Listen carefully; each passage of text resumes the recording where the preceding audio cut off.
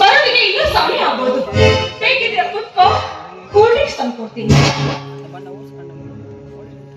ಗಂಡ ಸುರೇಂದ್ರ ಎಲ್ಲಿದ್ದಾನೆ? ನನಗೆ ಬೇಕು ಈಗ. ನನ್ನ ಹೆಂಡತಿಯನ್ನು ಅರೆಸ್ಟ್ ಮಾಡಿದ್ದಾನೆ ನಿನ್ನ ಗಂಡ. ತಪ್ಪು ಮಾಡಿದವರಿಗೆ ಶಿಕ್ಷೆ ಕೊಡೋದು ನನ್ನ ಗಂಡನ ಬುದ್ಧಿವಂತಿಕೆ, ಅದು ಕಾನೂನು. ಹಾಗಿದ್ಮೇಲೆ ಅವನು ಅದನ್ನು ಮಾಡಿದ್ದಾನೆ. ಸುಮ್ಮನೆ ಹೋದ್ರೆ ಸರಿ, ಈಚೆ ಹೋದ್ರೆ ನನ್ನ ಗಂಡನಿಗೆ ಈಗಲೇ ಫೋನ್ ಮಾಡಿ ವಿಷಯ ತಿಳಿಸಿ ನಾನೇ ಅರೆಸ್ಟ್ ಮಾಡ್ತೀನಿ. ಸುಮ್ಮನೆ ಹೋಗ ಮೊದಲು ಇಲ್ಲಿಂದ. ನಿನ್ನನ್ನು ಸುಮ್ಮನೆ ಬಿಡಲ್ಲ.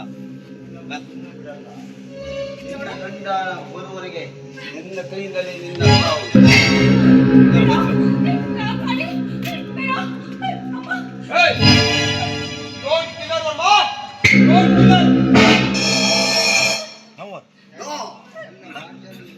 ನನ್ನ ಪಾಂಚಾಲಿ ಅರೆಸ್ಟ್ ಮಾಡಿದೀಯಾ.